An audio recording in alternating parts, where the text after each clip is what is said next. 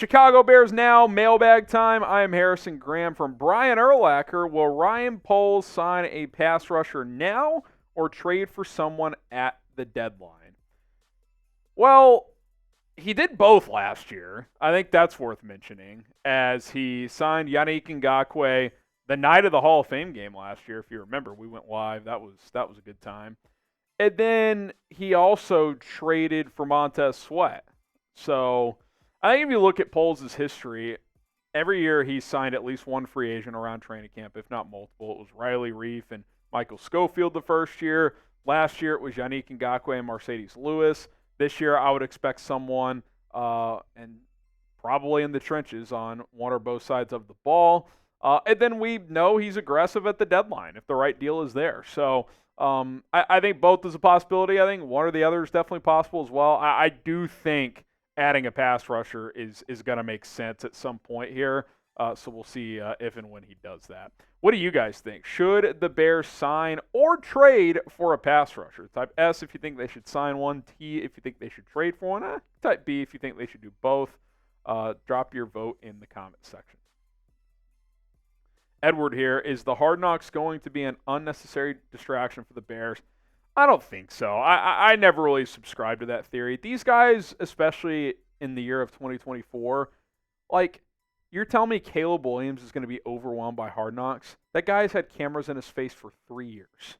Like, these guys, they're professional athletes. Like, sure, like, will undrafted free agents out of small schools, could they be like, whoa, this is different? Well, yeah, but they're already going to feel that anyway, going from North Dakota State to the Chicago Bears. Like, I think as long as you're focusing on what you got to focus on as a player, and that's gelling with your teammates, diving into the playbook, working hard each and every day, the cameras are the cameras, man. Like, welcome to being a professional athlete. Like, get used to it. I think it's the most overblown thing that exists. William Moreau, which of these players will make the NFL top 100? DJ Moore, Keenan Allen, Jaylon Johnson, Montez Sweat, TJ Edwards, DeAndre Swift, Cole Kmet. I think DJ, Keenan, Jaylon, and Montez should all be on there for sure. I think TJ Edwards has a pretty strong argument as well. I don't think Swift's a top 100 guy. I mean, you got to think of it. You're talking about like a top 3 or 4 player on a team on average, right? 32 teams times 3, that's 96. Now, obviously, like, some teams are going to have 7, and other teams may have 1 or 2. I don't think Swift makes it. I think you could make an argument for Kmet, but I'd be shocked if he made it. I would guess for sure those first 3 are in there, the 2 receivers and Jaylon. I think Sweat will make it, and then after that, I would guess no one else. I think 4 make it. I would make a strong argument for 5 with TJ Edwards with the way he played last year, but I don't think he will make it, and I don't think Cole Kmet and DeAndre Swift will either. Help us out. Our next milestone is so close. We're trying to get to 95,000 subs by the first training camp practice on Saturday. I would love to get there. We're 467 away. Sub for Bears Dubs. Football is back. If you want to help us out, hit that subscribe button. Bears goated. Do you think Roschon is the RB of the future? I mean, not necessarily. They just signed DeAndre Swift to a 3-year deal with 2 of the years mostly guaranteed. So do I think he's a part of the future, heavily involved in the rotation? Yeah, probably. He's got 3 years left on his rookie deal. He's going to get a chance to compete with Khalil Herbert for RB2 during training camp. If he wins that job, he'll have a nice role on this team. But they paid DeAndre Swift, good starter money. Like, he's going to be the starter. But at the same time, Swift is not a heavy 3-down back. Like, he's going to be the lead guy of this rotation. So I think Roschon is part of the future, but I don't think like he's the guy for the future. PD, what game will the Bears lose this year that they should win easily, a.k.a. their trap game? I'll say this. I don't think that you should overlook week 1, Tennessee at home. Like, I think Tennessee could be sneaky good. So I don't think you can take anyone lightly in this league. I'll look at another one here. How about this? At Washington after the bye week. The battle of the rookie quarterbacks. I think people are going to be like, bye week. They're going to go in there and roll. That's a sneaky tough game. I think at Arizona the week after that is tough as well. So I would look at those 3 games, Tennessee at home, and then at Washington and at Arizona. I don't think any of those – I think all 3 of those teams will be scrappy this year. They kind of remind me of the Bears from last year where they're not playoff teams, but they're going to compete. They're going to be tough outs. So I would look at those 3 games. We got Rome Odunze jerseys available. If you want to represent number 15, get a jersey right now. Chatsports.com/Rome. That link is available to click in the comments and description of this video. Chatsports.com/Rome. Pick yourself a Rome Odunze jersey up today. King Mello, do you think surrounding Caleb with all these weapons or receiver will help him in the long run if they're not here for him in the future? I don't think so at all. I think you want to surround a young quarterback with as much ammo as possible so he gets comfortable early, and then ideally by the time you have to pay him, you don't need to surround him with as much. Again, extreme example, Mahomes is a great example of this. Early on, he had Tyreek, Kelsey, Sammy Watkins when he was still kind of in his prime. They had other weapons as well. Kareem Hunt was his running back when he was like all pro level. Kareem Hunt, like they were one of the best O-lines in football.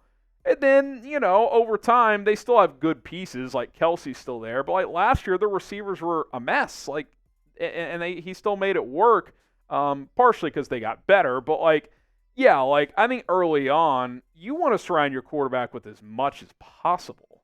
Like, think about Justin Fields. What do we always say? They didn't do enough for him. Like, he didn't have a chance. He didn't have enough help from a coaching standpoint or a personnel standpoint. You want to get this guy as much as possible, which is why I would still look at adding an offensive lineman. So, to have Caleb Williams being a big part in the future, you got to make sure he gets there first. And to help him getting there is to make him comfortable early on in his career. Logan Bell, do you think if Montez gets hurt, the defense could fall apart? Fall apart is strong, but the front 4 is pretty brutal if he's not on it. Like, if you take Montez Sweat off this front 4, it's a bottom 3 defensive line on paper in the NFL. You don't have a single, big difference maker. Like, Andrew Billings, nice player. Javon Dexter, potential. But, you can't say with, firm actuality, you've got a big-time player if Montez Sweat isn't there. You've got one big-time defensive lineman. If he goes down, you're in trouble. There's no doubt about it. All right, who's excited for our Bears-Texans Hall of Fame game watch party? We will be live here on the channel on August 1st, getting you ready for the Bears preseason opener, and we will be live throughout that game. If you're fired up, type me in the comments, and type me if you're going to be there watching with us. Bray J, do you think we will have the first 1,000 yards? Oh, who do you think, will have the first, get to 1,000 yards first? I'll say DJ, but it wouldn't shock me if it was Keenan. I think DJ will average more yards per catch, but I could see Keenan getting more targets. So, either way, it wouldn't shock me. But they've both talked about, it's going to be a race to 1,000. And, I don't think he'll be in that convo to be the first to 1,000, but Rome's licking his chops too, so it's going to be fun to watch this room work. DC Viper, do you see Tillman making the Hall of Fame? I think he's got an outside shot later on in the process, but and maybe on the senior committee if he doesn't get in the natural way, but he's probably on the outside looking in if I had to guess. Now, I would make the case for him because there's that old cliche of, can you write the history books of the game without this player? And if the answer is no, then he should be in. Well, the peanut punch is a thing that all teams teach and play with now, right? That he added something to the game that was unique. So I would make the case for him. His career numbers probably are more of the Hall of very good, but we'll see. I think he's got an outside shot. We'll see if he ever gets there. Appreciate all the questions, comments, and everything else. And if you got more, at HGramNFL on Instagram. We are ramping up over there just like we are here on YouTube. So if you want more Bears content, if you want the conversation to continue, at HGramNFL on Instagram is the place to do it.